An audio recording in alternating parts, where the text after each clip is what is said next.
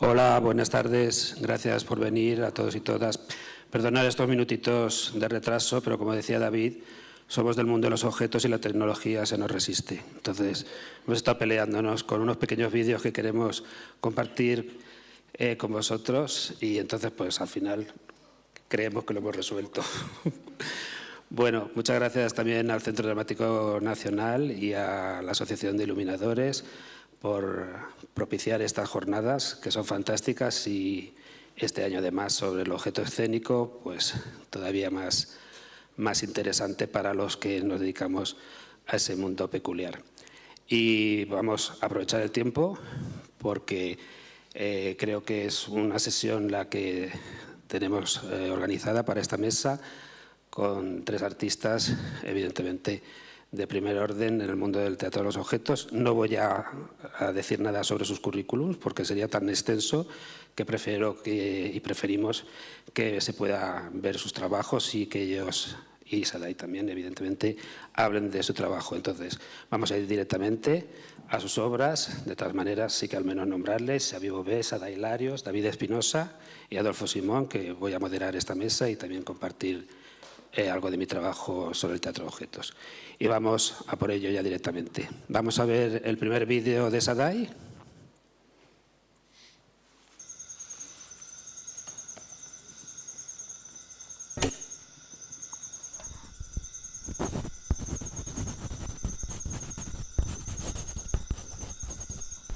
Cada vez que abrimos la maleta, sentimos descorrerse un velo entre los vivos y los muertos.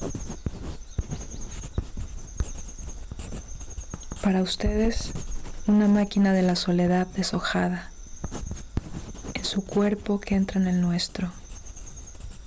No contaremos su intimidad, nos dijimos. Solo el relámpago de las memorias juntas, el azar, las sincronías. ¿Se acuerdan aquella idéntica noche de abril que cocinamos lo mismo con más de un siglo de diferencia? Estas son las cartas que Manuel le escribió a Elisa en enero de 1900. Intactos. Desatar los listones deshilados que envolvían los atillos y que estaban intactos. Febrero.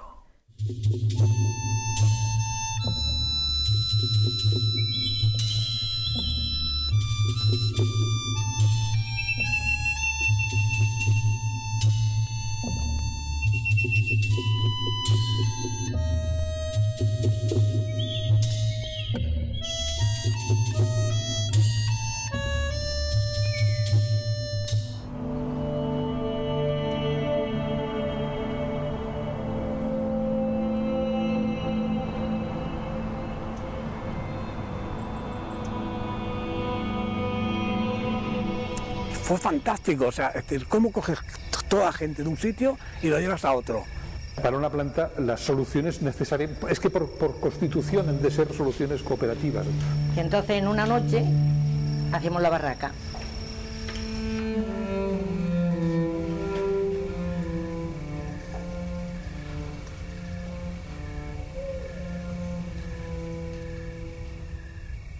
Los objetos no habitan las líneas rectas. Su fuerza presente afecta al mismo tiempo lo que fue, lo que será. Se mueven en ciclos que nos sobrevivirán. Son testigos de vidas que vienen y se van. Las calles cambian, nosotros cambiamos, desaparecemos y ellos permanecen.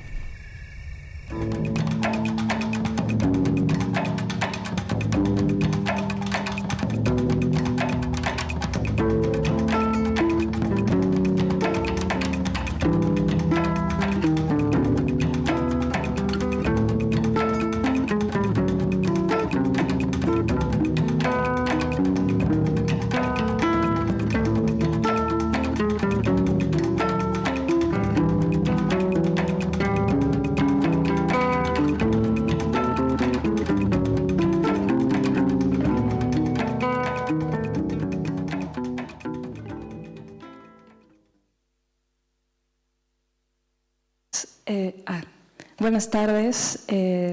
Aquí estamos muy contentas de reunirnos con amigas queridas Y gracias, Adolfo, por la provocación también de invitarnos a mostrar 3 minutos de nuestro trabajo.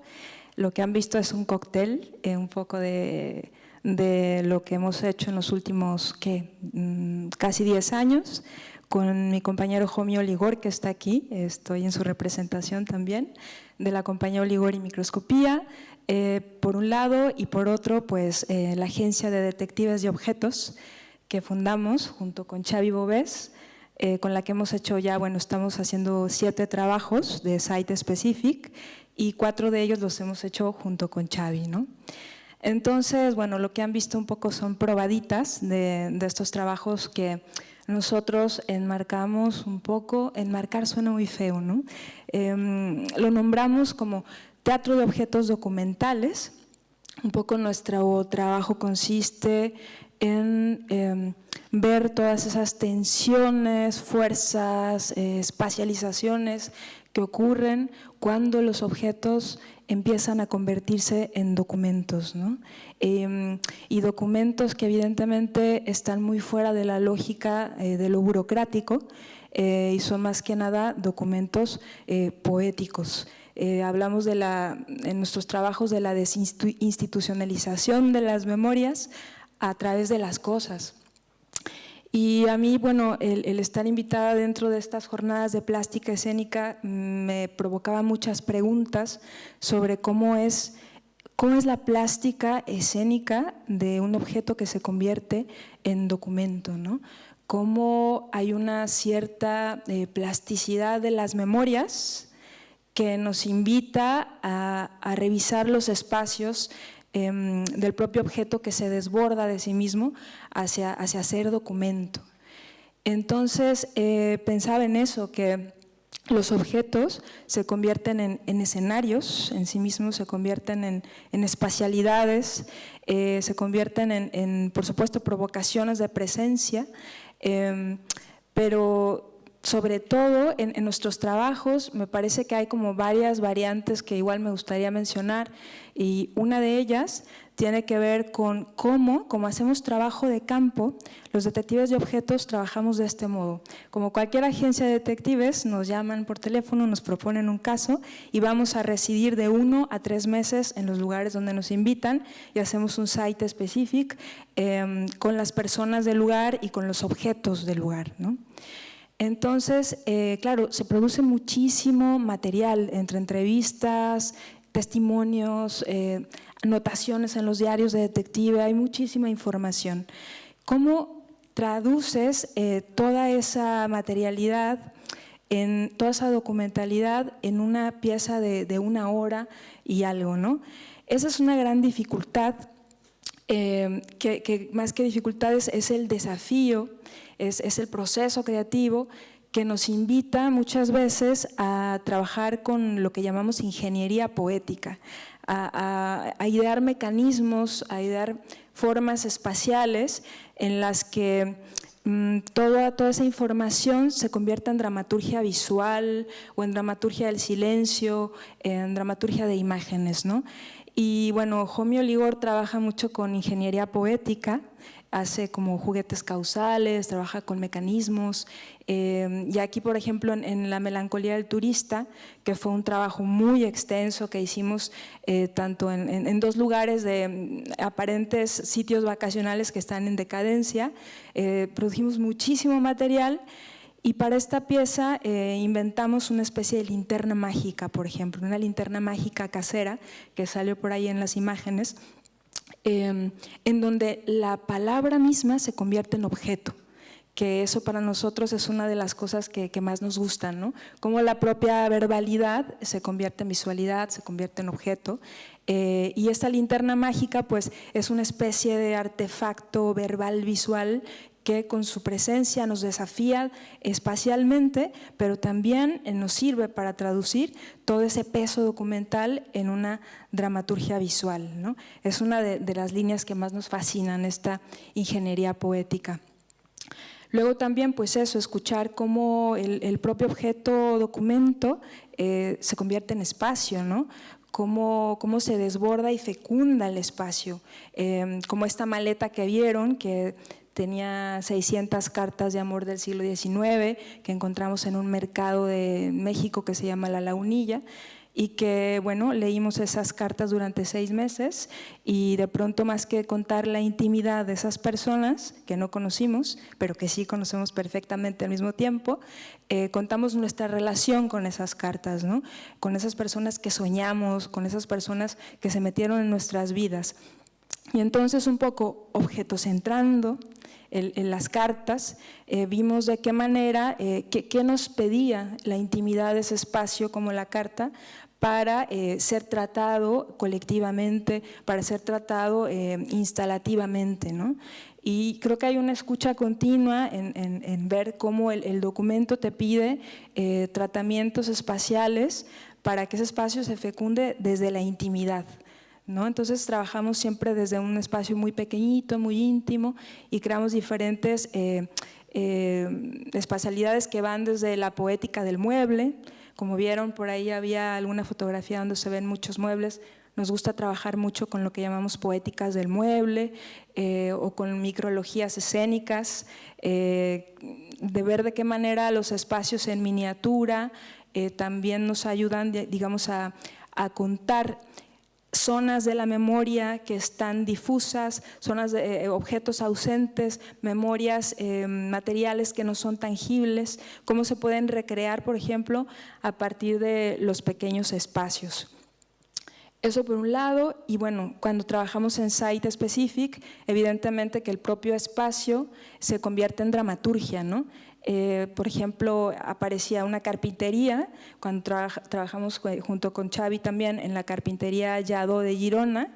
Era increíble porque era un espacio que tenía, bueno, era un antiguo teatro del siglo XIX que se había convertido en carpintería y que habían pasado 4 generaciones de carpinteros, donde durante 70 años no se tiró un solo objeto, ni se movió en 70 años un objeto del lugar. Entonces, claro, el propio espacio, pudimos residir ahí 3 meses y el propio espacio se convierte en dramaturgia en potencia, ¿no? El carpintero terminó trabajando con nosotros, pudimos, a través de la escucha de las propias objetualidades, es que surgió la propia dramaturgia, ¿no? 70 años de facturas no tiradas, que las facturas de un carpintero pues son partituras de acciones que nos llevan a reconstruir espacios borrados, en ese caso por la gentrificación, por la llegada masiva del turismo. Hicimos un contramapa con esas facturas y fue realmente el propio espacio, ¿no? Entonces el espacio se vuelve en objeto de alguna manera, y esa es otra de las grandes vertientes que nosotros trabajamos, y tenemos varios ejemplos de eso. Y bueno, una de las últimas es el cine. Estamos trabajando ahora mucho con la cámara, y ahí ya, digamos, entra otro tipo de dramaturgias, ¿no? En donde, por ejemplo, el último que hicimos fue con la SENFIC, la Sociedad Española de Medicina de Familia y Comunitaria, que tiene 22.000 médicos y médicas asociadas, que nos pidieron que hiciéramos un homenaje a los médicos y médicas a través de sus objetos, ¿no? Como si fuera tan fácil. Entonces decidimos hacer un documental que se estrenó hace poquito, hace un par de semanas, y esperamos que pronto se pueda ver más, pero que ahí el desafío dramatúrgico era muy distinto, ¿no? Como la cámara ya entraba con otro tipo de mirada y nos permitía completar vacíos de imagen que no teníamos cuando había muchos testimonios, que fueron más de 100 entrevistas, por ejemplo, ¿no?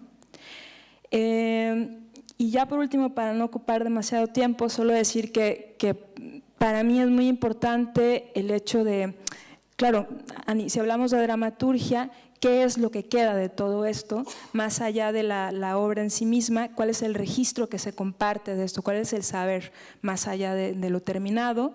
Y para mí es muy importante abstraer conocimiento de estas piezas para poderlas compartir, ¿no? Por eso hay libros que nos acompañan, está el de Detectives de Objetos, el de Teatro de Objetos Documentales, el de La Melancolía del Turista, todos editados con la uña rota, pero son textualidades que para mí son fundamentales en el sentido de que colectivizan el saber, ¿no? Desensimisman lo que tú sabes y lo politizan de alguna manera al compartirlo. Y estos son libros donde se comparten de una u otra manera textos que se producen, que se quedan fuera, dramaturgias y muchas terminologías a veces inventadas que se comparten en laboratorios para que otras personas las puedan reapropiar y utilizar, ¿no? Para mí es muy importante eso, y creo que en nuestros trabajos la textualidad siempre es una gran compañera en este sentido de poder compartir y de politizar el saber, ¿no? De ensimismarlo. Y nada, yo creo que ya me voy a callar para que hablen las demás, y muchas gracias por estar aquí.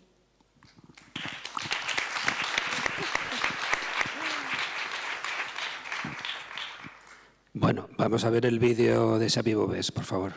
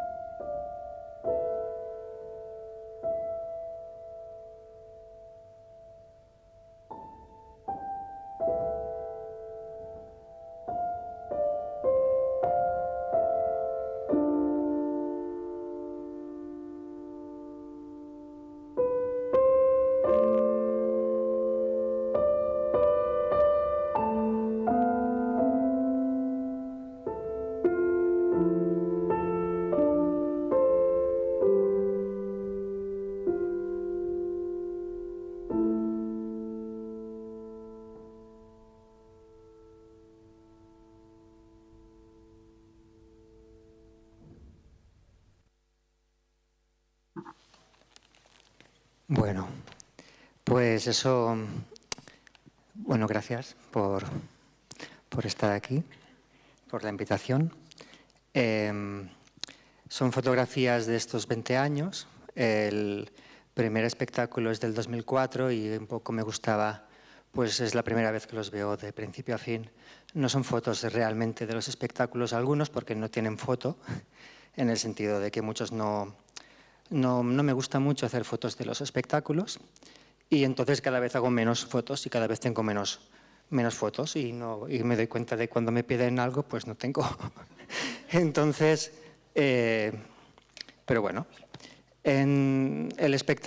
los espectáculos que se han presentado, para mí ya verlos presentan un poco lo que ha sucedido, ¿no? Yo empecé trabajando más en lo intuitivo. Siempre he sido muy intuitivo, de hecho no soy muy autodidacta, aprendiendo de la gente que también sabe más. Y partiendo de la figura más antropomórfica, ¿no? de la imagen del títere, sin ser titiritero, pero un poco la idea del juguete, de lo que transmite el objeto personalmente, ¿no? A nivel de memoria, y cómo poco a poco eso va evolucionando hacia un lenguaje cada vez para mí pues un poquito más complejo. Sucedió Yo tengo como una trayectoria que va así, ¿no? O sea, haces un espectáculo que te es muy fácil, después haces uno que es muy complicado y que no funciona nada, otro que va muy bien, otro que va muy mal, y creo que también tiene un ritmo como muy orgánico en el que te cuestionas cosas, entonces te necesitas más tiempo, pero el mercado te exige algo y no te funciona bien, entonces vuelves a hacer otro que es la consecuencia de lo que has hecho anteriormente y te va mejor. Entonces, como que he visto que como una ola, pues he ido descubriendo el tempo en el que uno crea, ¿no? La cabeza en las nubes es el primer espectáculo, fue un proyecto precioso en el que yo descubrí a través de los juguetes que podía contar cosas en silencio. Eso me ha permitido estar muchos años sin abrir la boca en escena, que es como yo me siento mejor. Pero ahora, pues poco a poco voy aprendiendo también la posibilidad de nombrar desde el verbo, ¿no? Entonces, el tercer espectáculo fue El Rey de la Soledad. Los espectáculos un poco retratan bastante pues, el modo en el que he vivido la vida, porque de algún modo me he dedicado a escribir, de otro modo. En El Rey de la Soledad construí pues, una torre con los muebles que tenía en casa y fue la primera vez que me di cuenta que los objetos que me rodeaban, reales, pues contaban muchas cosas de lo que estaba sucediendo, ¿no? Y allí en esa torre pues, empecé a construir un universo de la plástica, ¿no? En el que la escena se convertía también en el protagonista. Sucedió después un espectáculo que fue difícil, Ataula, el que quiero mucho, pero que también fue complicado, y después sucedió Insomnio, que es el espectáculo que tengo más fotos, que es el de la bombilla, y fue muy bonito el proceso, porque realmente allí encontré también una manera de contar lo que me estaba inspirando esa propuesta escénica, y empecé a entender que esas familias de objetos que me convocaban en cada ocasión eran realmente las protagonistas de todo. En este proceso, Insomnio, trabajé con objetos que encontramos en el Pirineo aragonés, en unas ruinas, y hablé un poco de esos objetos a través de un personaje que se coloca en ese estado de latencia en que los objetos pasan a ser paisaje. Y fue una propuesta de las primeras que se presentó fuera de espacios escénicos, en una casa semiabandonada, y justamente porque el espacio de la casa era el espacio que había inspirado la propuesta escénica, y después ya se presentó en espacios teatrales.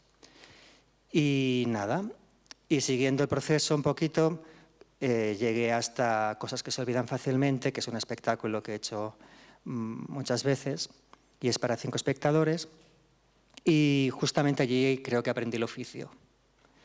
Estaba cansado de hacer espectáculos para festivales y actuar en el circuito que tenemos, que es limitado, y en cada ocasión pues, hacer un espectáculo que funciona bien y otro que no funciona bien, ganar dinero y perderlo, y quería vivir la vida. Y me pasé muchos años girando, y entre medias pues, conocí a gente maravillosa, conocí el amor, y me permitió hacer otras cosas. Es un espectáculo para 5 personas en el que yo he conseguido, creo yo, entender un poco qué significa el trabajo técnico de la manipulación de objetos, y es el que yo ahora mismo en los talleres intento compartir. Es un espectáculo de cercanía porque lo que hago simplemente es manipular fotografías y objetos muy pequeños y a través de ellos contar una historia. Y después de este espectáculo sucedió Corpus, que es justamente lo contrario, que es lo que me gusta también, que sea así, ¿no? Estaba cansado de hacer un espectáculo que dura 1 hora y media para 5 personas, y hice una propuesta de 40 minutos para 30, en el que construí un paisaje contemplativo, para mí muy necesario en los tiempos que nos ha tocado vivir, en el que simplemente nos dedicamos a contemplar.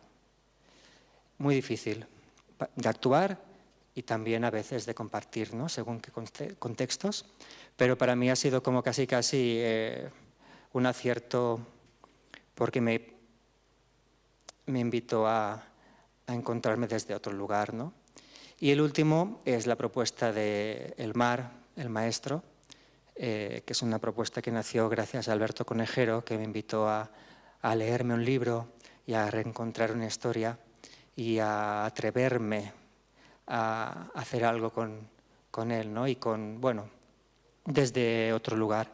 Y es un trabajo tengo que decir que entre todo esto ha habido el solar, que ha sido como una inmensa escuela.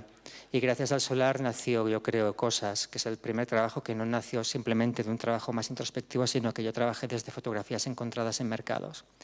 Y el mar un poco también trabaja desde el trabajo del documento, intentando retomar, ¿no?, la figura de un maestro republicano que fue lamentablemente fusilado en la guerra, ¿no?, civil. Y allí intentamos que el objeto que estos niños y niñas jugaban y aprendían con el maestro esté presente en escena de otro modo, ¿no? Y ha sido poco a poco como vas aprendiendo en qué modo los objetos te acompañan. Yo simplemente, para terminar, es que no hay mucho tiempo y preferimos compartir después con vosotros. Para mí nace la esencia de la objetualidad con la manipulación. Cuando comparto procesos de creación, siempre hablo de las manos que piensan, confiar en el objeto, el tiempo de las cosas. Intento como establecer esa mirada que el objeto te invita a convertirte casi como en el medium para contar su historia, que es la historia de todos, ¿no? Y inevitablemente yo estoy dentro de este magma, pero en el fondo los objetos lo que pueden hacer es testimoniar el paso de todos nosotros a lo largo de los años, hasta que ya no vamos a estar nosotros y van a haber otras personas allí, ¿no? De qué modo los objetos hacemos cosas con ellos constantemente, sin darnos cuenta, y ahí es cuando el objeto realmente cuenta algo, cuando la cabeza está un poquito más tranquila, pero el cuerpo está activo, ¿no? Y a partir de allí nace la poesía, que uno hace como puede, pero el objeto la evoca, ¿no? Y esa es la potencia también del objeto cuando en escena, con hacer poco, casi el objeto no solo se expresa con las manos, ¿no? Esto es de Shaddai, ¿no?, que también evoca desde otro lugar, pues puedes darte cuenta de su potencial, ¿no? Y creo que eso es lo que creo yo compartimos los que estamos aquí, y seguramente también algunos de vosotros, que nos atrapa, ¿no?, esa capacidad evocadora de las cosas, desde lo sugerente. Y ya está. Gracias.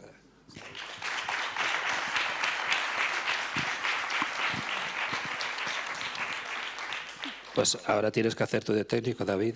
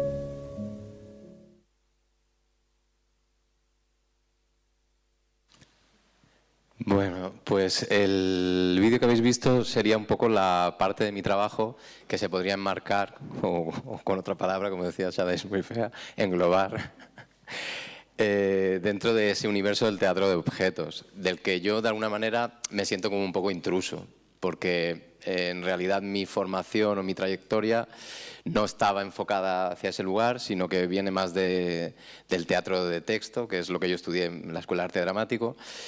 Y lo que sucede es que enseguida me empieza a interesar mucho más la parte física, la parte del trabajo con el cuerpo, y empiezo a enfocar más como mi formación hacia un lugar más cercano a la danza contemporánea, ¿no? O al teatro físico.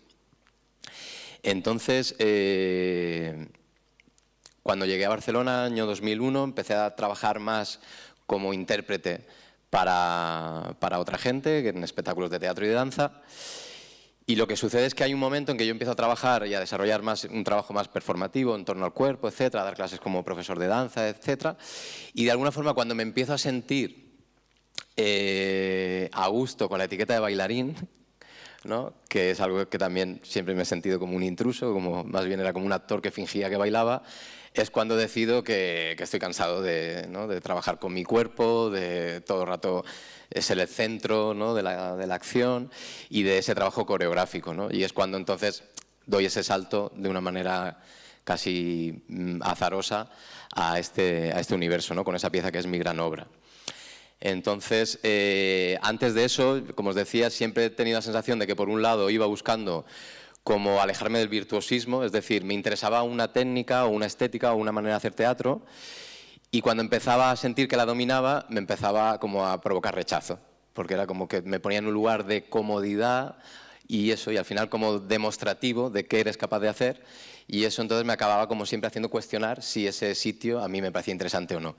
Entonces, en ese sentido, mi recorrido siempre ha estado vinculado a eso. No sé si es una cuestión de falta de interés o de esfuerzo, de vaguería, pero siempre había algo que era como bueno, un motor que era muy evidente y que se repetía una y otra vez. Primero me pasó con la idea de ser actor, ¿no? Y cuando ya me licencié como actor de texto, hice algún trabajo como actor más, ¿no?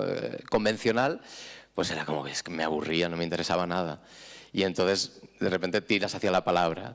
Y entonces, en el momento en que lo mismo, hacia la palabra, hacia el cuerpo. Y en el momento en que, como os decía, estaba como eso ya como, bueno, con mi espacio dentro del universo de danza en Barcelona, trabajando para algunas compañías, algunas de ellas como Malpelo, que han sido para mí como unos referentes en ese sentido, pues lo mismo, empieza a haber como una necesidad muy grande de darle la vuelta y de alejarme de aquello, de cambiar ese lugar, ¿no? Y entonces sucede, por eso decía de una manera azarosa, que el último trabajo que yo hice como intérprete era una inauguración del Festival Grec. Era una gran producción, un espectáculo muy grande, lo típico, no sé, 20 bailarines, no sé qué, allí en el Grec, una escenografía enorme. Y a mí, desde dentro y como espectador, me pasaba que era algo que no me interesaba nada, que me parecía que era como, bueno, eso, pues mucho ruido y pocas nueces, ¿no? Como que era algo que tenía muchos medios, muchos recursos, pero que en el fondo no me conectaba con lo que a mí me interesaba como arte escénica. Y entonces, un día, el escenario era un campo de olivos, naturalista, gigante, y hubo un día que el escenógrafo trajo la maqueta de la escenografía para algo que tenían que discutir con el director, no me acuerdo qué era. Y entonces yo al verlo fue como, wow, o sea, es mucho más interesante, ¿no? Esto pequeño que tengo aquí delante que este espacio horroroso que tenemos aquí. Entonces fue como algo que hizo, bueno, como un clic en mi cabeza y que empezó a generarme mucho ese deseo de otra de las cosas que siempre he recurrido en esa trayectoria, que es el hecho de lo que criticas o lo que no te gusta, bueno, pues darle una solución. Decir, vale, muy bien, pero ¿tú qué harías? Y entonces con esta idea de grandes producciones, de gran formato, me generó como, ¿no?, la solución para poder hacer algo que evidentemente yo cuando iba a un festival en Barcelona, a un Grec, no sé qué, y pedía dinero para hacer algo, me decían que no. Y entonces era, bueno, pero si lo hago a escala, puedo tener todo el dinero del mundo que quiera, ¿no? Bueno, todo no, pero una gran parte. Y fue como un juego, ¿no?, una especie de gamberrada que me abrió como eso, como un universo en el que jamás me hubiera imaginado trabajando, ¿no? Y entonces habíamos hecho con unos amigos una especie de videoclip musical en el que Teo Baró proponía o hacíamos una especie de mesa con unas figuritas, que son estas de mi gran obra, que son maquetas de modelismo ferroviario, ¿no? Que representan personas. Y entonces le pedí a Teo que me dejara como ese grupito de figuras, que tenía como unas 20 figuras. Porque, volviendo ¿no? al concepto, a la idea de coreografía, que es un poco en el fondo la manera de construir que he seguido manteniendo, lo que a mí me interesaba encontrar era el cuerpo, ¿vale? Yo tenía esta idea de mi gran obra, pero la duda era, vale, pero el cuerpo, ¿cuál es, no? Porque me seguía interesando trabajar desde ese lugar, de cómo en danza, no todo el mundo, pero se podría como resolver o simplificar diciendo que la relación entre el cuerpo, el espacio y el tiempo junto a la visión del espectador es lo que te da la dramaturgia, ¿no? La narrativa de la obra. Entonces no me interesa tanto el texto o las ideas que puedan haber detrás como ese juego de relaciones entre los elementos que forman parte de las artes escénicas. Entonces, dependiendo de cómo manipulas esos elementos, pues vas a construir todo un significado u otro. Y entonces, con esa duda sobre el cuerpo, probé con estas figuras de una manera, ¿no? casual, que él tenía, pues empecé a jugar. Y fue cuando empezó a desatarse como esa posibilidad muy clara de cómo al situarlas en el espacio, ¿no? empezaban a generar significados. Son unas figuras que tienen un elemento muy costumbrista, muy representativo, y entonces denotan y connotan una cosa muy concreta. Y entonces era como, bueno, pues moviéndolas, cambiándolas de sitio, veía que podía generar esa sensación de narrativa. Y entonces empecé a construir toda una pieza desde este juego, que al final sí que había como toda una poética en torno a la idea de retrato social, de cómo es el mundo, de la idea de vida y muerte, y que al final solucionamos, porque evidentemente era tan pequeño que, pues eso, 5, 6, 7 personas eran los que podían disfrutar de ello. Se nos ocurrió el probar con binoculares de ópera, para que la gente alrededor de la mesa pues pudiera ver como un poco más aumentado el espectáculo. Y entonces de repente esto se convirtió como también un poco en la gracia del espectáculo, del trabajo, porque implicaba todo una especie de ritual donde el espectador era como que realmente estaba viendo, ¿no? en un gran teatro con sus binoculares un mini espectáculo, ¿no? hecho a miniatura, que son figuras que miden apenas 2 centímetros, imagino que muchos las conocéis, en la escala H0, que es 1,87. Y entonces, de repente, eso me vi manipulando, algo que no había hecho jamás. Para mí el trabajo seguía estando muy vinculado a la idea de danza, eran pequeñas coreografías que yo ejecutaba en vivo. Y entonces este trabajo empezó a funcionar, como decía Xavi, sorprendentemente, porque además era una pieza que yo en ese momento me planteaba hacerla en festivales, en casas, porque era ya 2012, era la crisis, y era como que costaba mucho conseguir actuaciones, conseguir bolos, y de repente empezó a haber como un pequeño circuito de amiguetes que hacían festivales en casas, organizaban eventos así. Y yo pensé, pues mira, guay, mira, en casa tengo un poco de espacio, pues igual me monto una web y viene la gente a verlo, ¿no? Y lo mismo, por una serie de casualidades, de repente el trabajo empieza a coger recorrido y a distribuirse de una manera como fácil, entre comillas, y empieza a contextualizarse en festivales grandes de teatro contemporáneo. Y es una pieza que sigo haciendo hace ya 11 años y que todavía a veces me siguen proponiendo el hacerla. Entonces, en el siguiente trabajo, enseguida quería como lo mismo, darle la vuelta. Es decir, la gracia de esta pieza era la manipulación. No me gustaría marcarme ahí, pero sí que había algo en el descubrimiento del objeto que para mí fue como muy determinante a la hora de trabajar, porque además daba la vuelta mucho al tipo de trabajo que había hecho hasta el momento, que tenía más que ver con lo colectivo, ¿no? Normalmente en danza y sobre todo en teatro hay algo de encuentro, de grupo de gente que hace algo juntos y que además tiene mucho esta cosa del compartir, ¿no? Del viajar juntos, del pensar juntos y luego de compartir con el espectador. Y a mí de repente mi gran obra me situó en un lugar que no había probado, que era la máxima soledad a la hora de la autoría, ¿no? De estar completamente solo, haciendo algo durante todo el proceso y además siendo capaz de ver lo que estaba haciendo, porque hasta entonces siempre había sido algo que yo hacía y diseñaba a la vez, pero tenía la sensación de que a menos que te grabaras y te haces una idea un poco, ¿no? cercana a lo que estás haciendo, nunca manejas realmente el el final, el resultado de la obra. Y entonces con mi gran obra hubo para mí una cosa, un antes y un después en esto, ¿no? En esta manera de ver que era capaz de manejar lo que quería que el espectador viera, no tanto lo que yo me disfrutaba o me gustaba hacer, sino además lo que también me gustaba y disfrutaba ver, ¿no? Y fue como un gran clic a la hora de construir. Entonces, en la siguiente pieza, lo primero que hice fue prohibirme tocar las figuras. Es decir, vale, quiero seguir trabajando con objetos, pero ahora, para que se vaya a otro lugar, pues me voy a prohibir tocarlas. Y entonces empecé a trabajar un poco, bueno, a ver qué puedo, ¿no?, desarrollar con esa pauta. Y enseguida vi que lo que me había quedado un poco más pendiente de desarrollo en la pieza anterior, pues era a lo mejor el trabajo con la luz y con el sonido. Y entonces empecé a jugar con la luz sobre el objeto. Y esto me llevó a la sombra china, que para mí era como el descubrimiento del siglo, pero que igual llevan, pues no sé, 4.000 o 5.000 años haciendo, ¿no? Pero de repente a mí fue algo que me atrapó. Y entonces esta idea de cómo, al principio trabajaba con las pequeñitas, cómo esto generaban sombras que eran también muy narrativas y cómo se desdoblaba la imagen, pues me pareció muy interesante. Entonces construí este Machado About Nothing, que al no poder poner y sacar las figuras a escena, pues me implicó el tener que construir una gran falla, ¿no? Yo soy valenciano, donde contenía todas las imágenes de la pieza.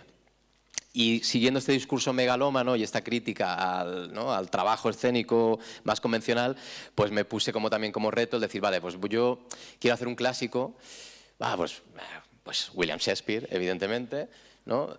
Y entonces eso, decir, pues mira, pues yo voy a intentar hacer todas las obras de Shakespeare en una sola imagen.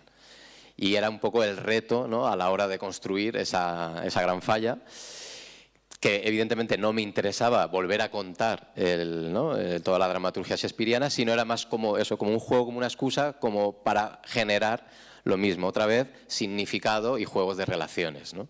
Entonces, en este caso, todo el trabajo consistía en mover la luz en torno a estas figuras, ¿no? Y cómo eso iba generando pues una poética, una historia y una narrativa que iba en torno más pues a la idea de poder, de la muerte, del amor, etc. Entonces, en esa escapada hacia adelante y en ese desaparecer y en esa idea de cambio continuo, el siguiente reto fue el hecho de cómo ofrecer al espectador ese juego que yo estaba haciendo. En los ensayos del Machado empecé a ver que cuando invitaba a algún amigo o a mis propios hijos a ver la pieza, todo el mundo evidentemente quería que le dejara la linterna y jugar un poco con la sombra, y yo empecé a flipar porque yo decía, es que es más guay lo que hacéis vosotros que lo que hago yo en la pieza. Y entonces esto me llevó mucho a esta idea de juego, de juguete, de decir, ostras, si en el fondo lo que estoy haciendo es construir juguetes que podría compartir, ¿no?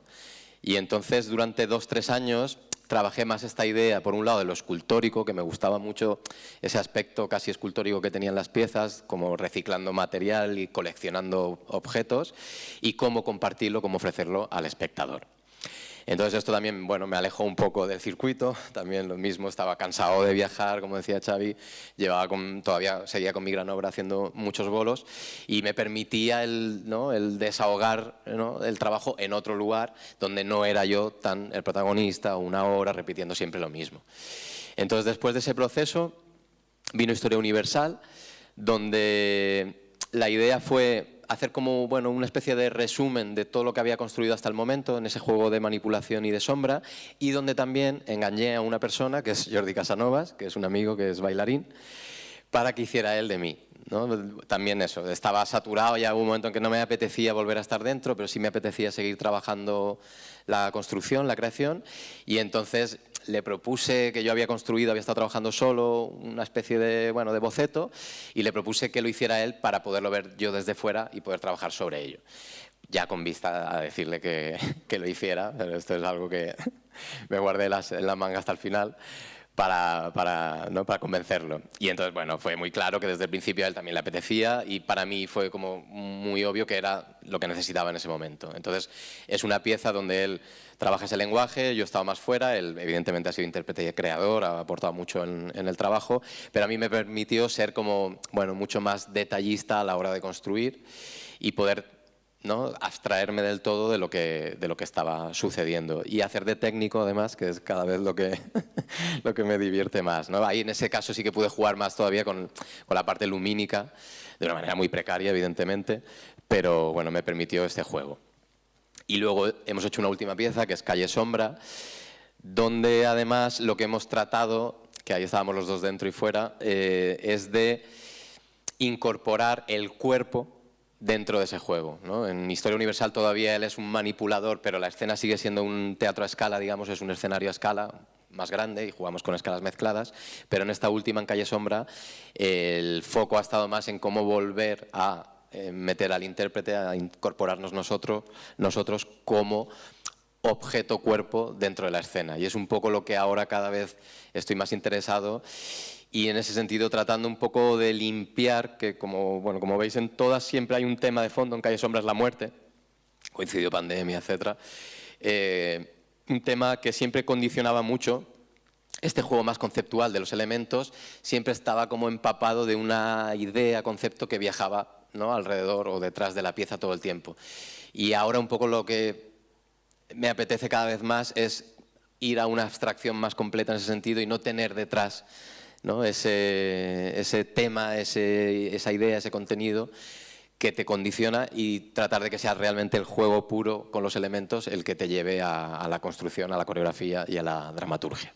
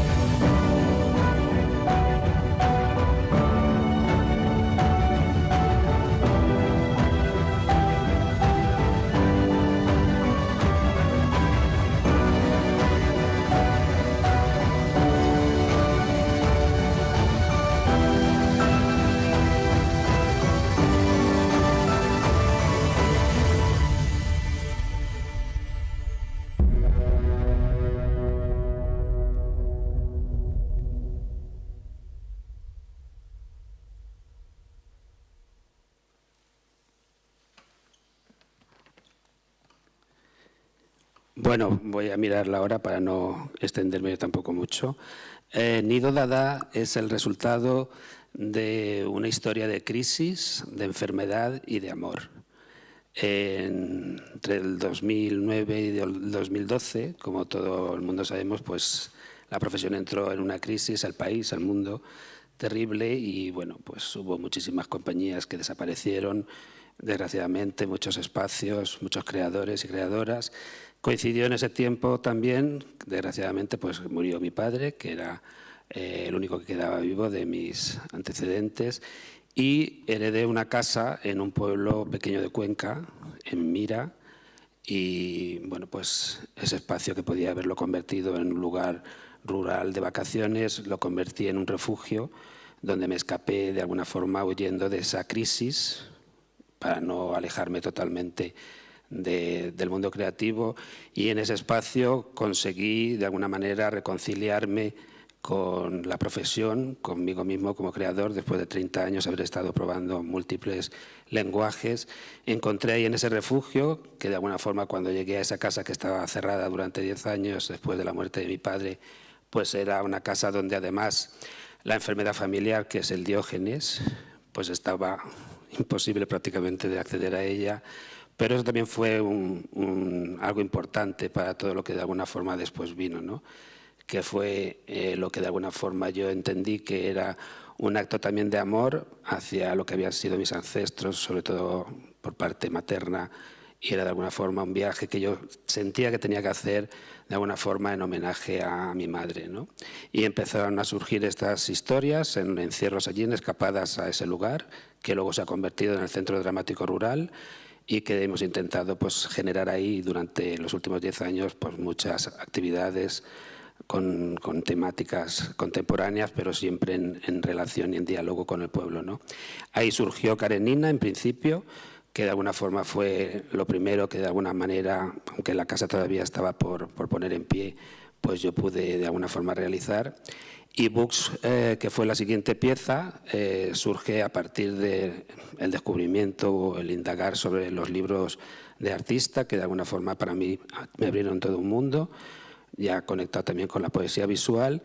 Y tengo una imagen que siempre insisto mucho en ello, ¿no? Que es cuando de alguna forma creé en ese espacio Books, que fue un encierro absoluto, una desconexión del mundo durante un par de semanas, fuera internet, fuera todo, y me recuerdo en la sala de abajo de la casa con un cuchillo eléctrico rompiendo libros, mis perros dando vueltas por allí, y bueno, pues ahí surgió Books, ¿no? Que de alguna forma yo sentía que era como encontrarme con otro tipo de entender el arte o el teatro, que de alguna forma me reconciliaba con igual no tanto el afuera, sino la necesidad de hacer algo que tuviera sentido para mí en ese momento como creador, ¿no? Luego fueron surgiendo el resto de piezas, que siempre han tenido que ver mucho con un formato muy pequeño, muy intimista, para un público muy reducido, de 15-20 espectadores como máximo.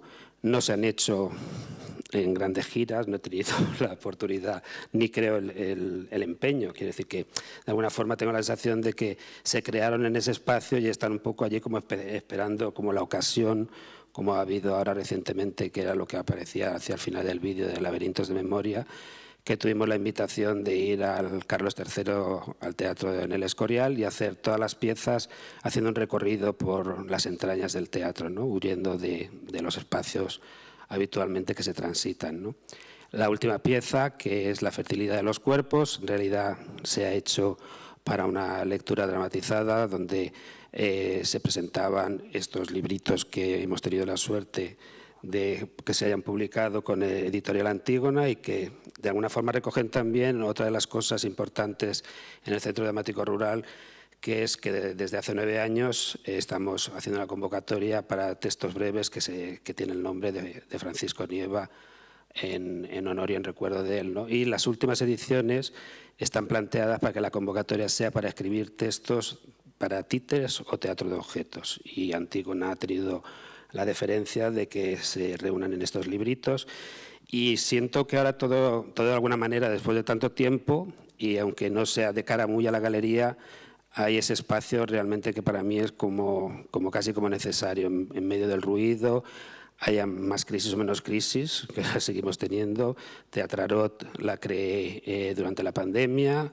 Por suerte se pudo presentar en el Fernán Gómez en la sala polivalente, y era un espectáculo que era para un espectador. Tenía que entrar, ponerse guantes, ponerse mascarilla. Por eso se giraba la mesa, porque en realidad la tirada de cartas del tarot que le propiciaba un paisaje de poesía visual, era sin contacto en ningún momento cercano. De alguna manera, por eso digo que hay ese viaje entre la crisis, que de alguna forma yo sentí, como probablemente muchísima gente también de los que estamos aquí, que apareció en esa época, esa crisis probablemente también familiar, desaparecen como las personas que de alguna manera pues han sido como las guías, no solo en la vida, sino también en la forma de entender el mundo. Y luego de repente esa especie de enfermedad de Diógenes, que es encontrarte la casa llena de cosas, los cajones llenos de objetos, los alrededores llenos de cosas inútiles, y salir a pasear por la montaña y encontrarte una ramita y encontrarte un caracol.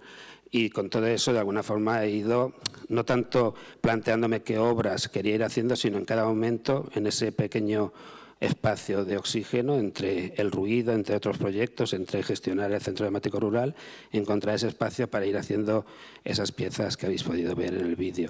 Diario de Invierno y Ofelia no se pudieron estrenar hasta ahora en este evento en el Escorial porque coincidieron con la pandemia y eran para, aunque fuera 15 o 20 personas, era imposible, solo se pudo hacer teatrarot, ¿no? Y como valenciano también, me he descubierto que en el Diario de Invierno, que son 6 piezas pequeñas que pueden ir juntas o pueden ir por separado, en realidad son pequeñas fallas, ¿no?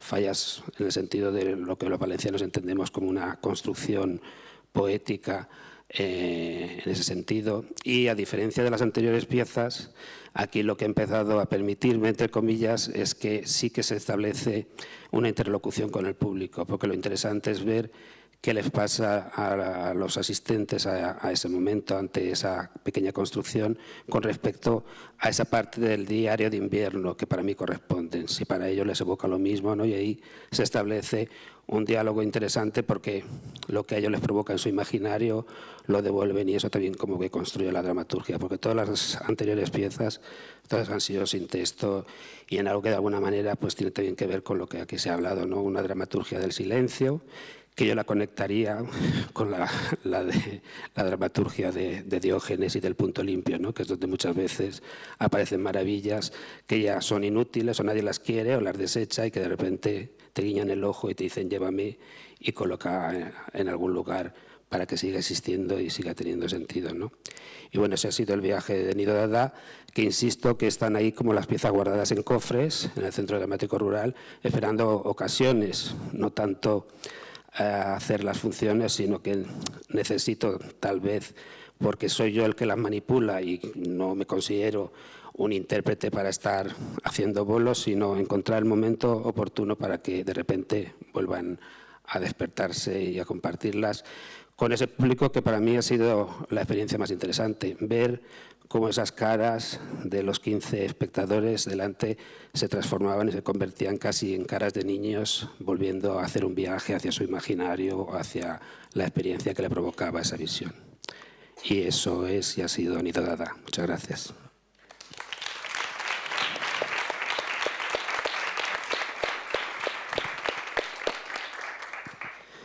Bueno, tenemos un cuartito de hora, porque como hemos empezado tarde, no sé si nos dan un poquito de margen para ir más allá del cuartito de hora. Ya le tenemos que dar un micro a ella así para abrir al público. Y bueno, pues o bien si hay alguna cosa que de lo que hemos hablado aquí queréis hacer interlocución, y si no directamente vamos al público, que también hay que darle su espacio. Pues el tiempo es vuestro. ¿Quién quiere hacer alguna pregunta a alguien de aquí del escenario?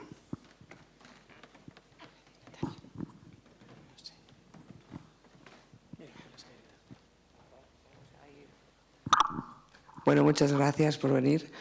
Reflexionando entre todo lo que habéis dicho, ¿no? Me han interesado sobre todo 3 palabras, que es silencio, yo, o tú, bueno, el yo, y el poder acaparar. Es decir, puedo acaparar, puedo ser yo en mi silencio el que puedo crear, por mucha crisis que caiga, ¿no? Y me gustaría saber si ese proceso interior, ¿no? Durante el proceso de creación, no de dónde partís o de dónde, sino ¿qué os cambia cada vez que estáis en silencio creando con estos objetos acaparables, ¿no? ¿O qué buscáis que os cambie como artistas?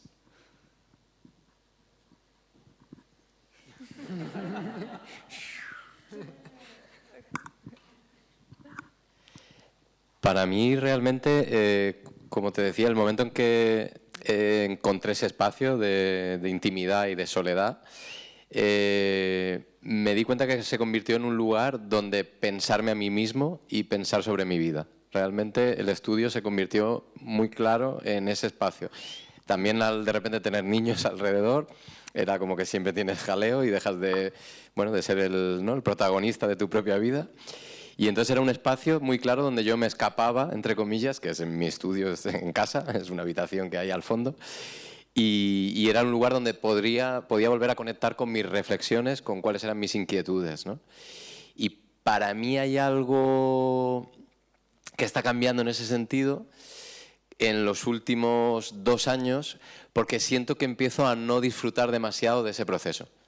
Y entonces me estoy cuestionando si el modelo que hasta ahora he utilizado es el modelo que me gustaría, ¿no?, desarrollar en la siguiente propuesta o no, o dejar de proponer, porque de verdad tengo la sensación de que las últimas veces que me he puesto en ese lugar ya no ha sido lo mismo. Ha habido más de trabajo que de ese espacio personal del yo y de reflexionar y de cambio, de transformación. Y entonces es como que veo obvio que necesito o bien encontrarme con más gente, ¿no?, volver al encuentro, a lo colectivo, a lo que había renunciado, o bien, no sé, buscar otro lugar, o que a lo mejor se me ha agotado ya, ¿no?, la propuesta, lo que tenía, todo eso que tenía que contar o desarrollar. Y es como, bueno, algo que me preocupa. Bueno, creo que en nuestro caso es un silencio muy habitado, ¿no? Un silencio muy habitado por muchas presencias, sobre todo cuando trabajamos también con objetos de gente fallecida. Creamos como una especie de comunidad con los muertos y las muertas, ¿no? Que se abre una zona de relación bien interesante y se crea ahí un tercer espacio de encuentro que genera una nueva comunidad que para nosotros siempre bien extraña y que creo que lo permiten mucho los objetos, ¿no? Los objetos son mediums, alguna vez me preguntaban que si la muerte existía en el teatro de objetos y yo creo que no.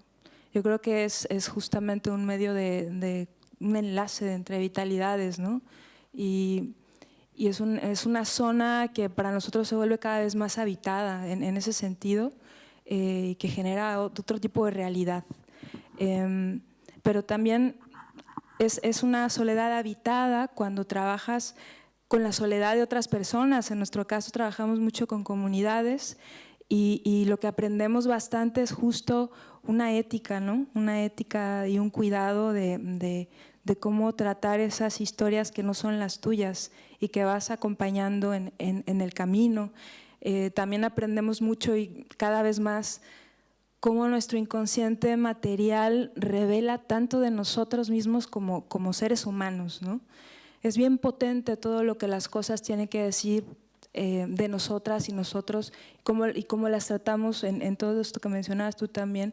Nuestras relaciones sociomateriales están ahí comunicando constantemente y en los procesos aprendemos mucho al detener ese tiempo, al conceder ese espacio de observación, de tacto, de escucha, cómo todas estas coreografías cotidianas invisibles comunican tanto de nosotros como seres humanos, ¿no? Que no están separadas de nosotros, están aunadas constantemente, ¿no? Y muchas cosas más. Sí. El silencio permite la escucha y la observación en profundidad. Es así, al menos para mí. Y yo creo que compartimos bastante esa percepción cuando hay una lectura, cuando hay una posibilidad de mirar por la ventana. Y entonces los objetos te invitan realmente a meditar un poquito, ¿no? A relajarte. Y una vez estás en un proceso creativo, si consigues estar a gusto, que no siempre se consigue, claro, pues entonces descubres un mundo, ¿no? Que es el que contaba Shaddai y David, ¿no? Sobre ti, sobre el mundo, sobre lo que la gente te cuenta, y eso es casi como se materializa poco a poco con lo que te rodea, ¿no? Y es un gran aprendizaje porque permanece, y permanece más allá de tu juego, ¿no? Más allá de ti. Y es es lo que hace que sea un oficio, creo yo, muy artesanal. Y la artesanía, al final, pues, al menos, yo admiro profundamente a los artesanos porque yo no lo soy. Yo me dedico a hacer cosas efímeras que después, pero yo veo a los carpinteros, ¿no? O cuando aprendimos de según qué artesanos, te das cuenta de cómo trabajan en silencio, de cómo tienen una personalidad franca, amable, y es que se dedican a lo esencial, más allá de lo que nos rodea, ¿no? Entonces, los objetos yo creo que también a uno pues le ponen en su sitio, que eso es importante. Bueno, al hilo de esto que dice Xavi, para mí estas experiencias entiendo que tienen un puntito de egoísta, que no es de narcisismo, que es becarme y darme vacaciones. Me beco en el sentido que de repente me puedo permitir el lujo, cuando las circunstancias lo permiten, de aislarme en ese pueblo, en esa casa, y dejarme un tiempo para permitirme jugar y dejarme llevar por todo este tipo de experiencias. Y unas vacaciones, como decía Xavi, porque por momentos ya entonces tengo que dejar al director y al dramaturgo de lado, porque en ese juego los objetos son los que me mandan y son los que en realidad se hacen dueños de la experiencia, y muchas veces son los que caprichosamente deciden dónde van, cómo están y qué cuentan. O sea que en ese sentido también es como vivir una experiencia diferente a la que habitualmente en la que uno está inmerso, ¿no? ¿Quién se anima a otra pregunta? Por allí. Por allí. ¿Le podéis acercar el micro, por favor?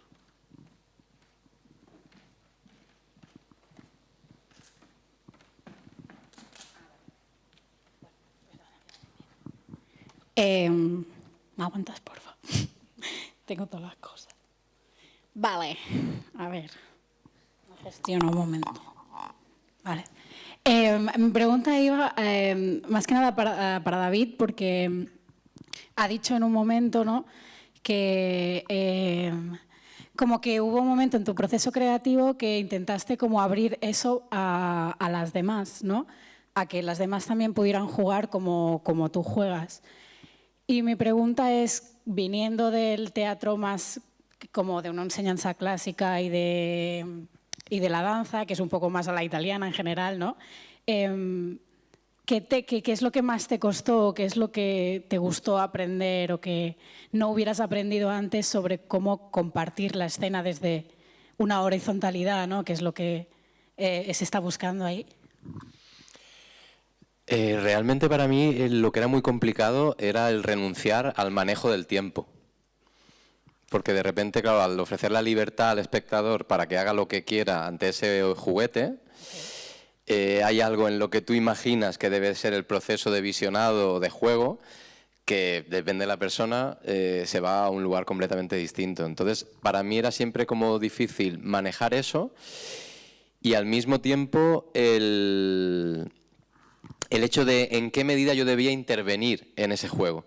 Es decir, si tenía que ser el profesor guía que todo el rato te condiciona y te dice lo que tienes que hacer, aprender y estudiar, o si te doy el espacio para que tú aprendas y yo aprenda observando lo que tú haces.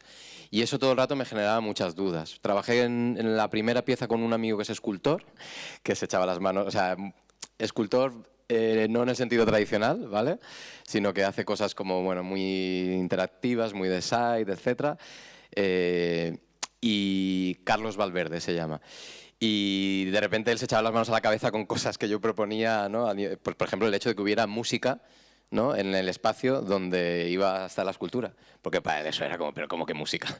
¿Sabes? O sea, era como ya condicionar tanto, ¿sabes? Y para mí era como algo que era, bueno, claro, yo sentía que era un espectáculo que no había ningún tipo de dramaturgia ni de guión preestablecido, ya me parecía muy duro para el espectador.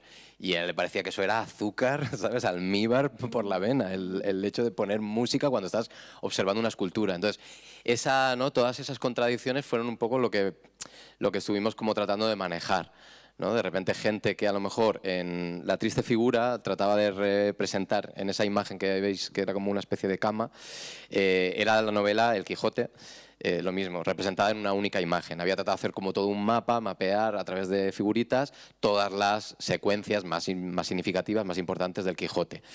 Y entonces, claro, yo sentía, podías generar sombras con ello, que era un poco la idea esta de molinos y gigantes, ¿no? Que tú veías basura ordenada, que podía parecer bonita, pero era obvio que era basura, y cómo las sombras se transformaban en la pantalla en algo muy poético, que podían ser esos gigantes que imaginaba, ¿no? Cervantes o el Quijote.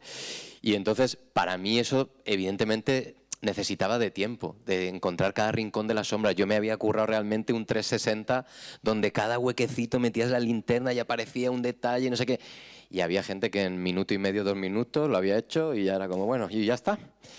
Entonces, esa sensación era dura, ¿no? O al contrario, gente que estuvo 45 minutos, 1 hora allí dentro jugando, que era como, bueno, si no te importa, hay gente esperando, ¿no? Era como, bueno, era difícil en ese sentido y al mismo tiempo, cómo ofrecer un espacio donde sintieras que todo el mundo conectaba, ¿no? Donde dar esas indicaciones o no. Al final ofrecíamos un mapa con un texto por que fuera una especie de guía, pero siempre teníamos la duda en qué medida eso tenía que resolver. En el tríptico, la otra que hice que no aparece aquí, por ejemplo, había una cosa que descubrimos, que bueno, que hay otros artistas que han desarrollado, pero que es que se pueden hacer sombras tridimensionales en vivo, ¿no?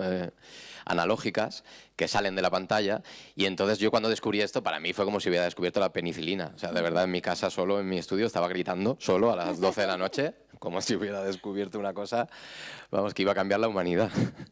Y entonces para mí era muy importante que el espectador que entraba ahí lo descubriera por sí mismo, ¿vale? Entonces ofrecíamos todas las herramientas y había como un croquis y no sé qué para que tú lo fueras capaz de hacer, porque para mí lo más brutal de esa experiencia era eso, era el momento en que tú, sin esperarlo, ¡pah!, veías salir de la pantalla una sombra que te llegaba y te flotaba delante de ti.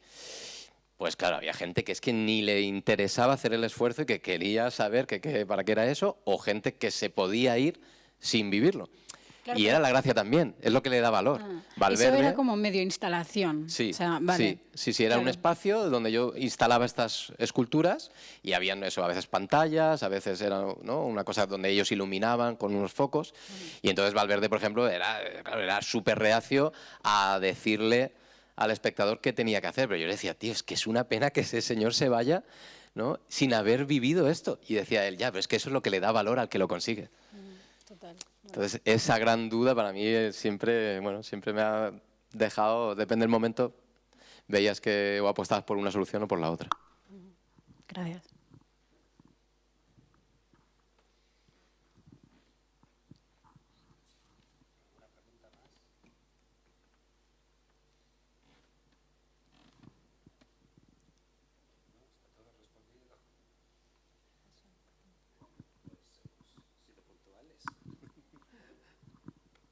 A pesar del retraso son las 18:01. Pues nada, muchísimas gracias por venir. Comentaros que a las 6:30 va a estar Ana Zamora aquí con una conferencia muy interesante también sobre el mundo de los títeres, y que abajo en la sala de la Princesa hay una instalación de Cabo San Roque que la podéis visitar ahora entre esta mesa y la siguiente función o conferencia, mejor dicho, y que bueno, las jornadas siguen también mañana y pasado, y que os esperamos por aquí a que sigáis descubriendo el mundo del objeto escénico. Muchas gracias.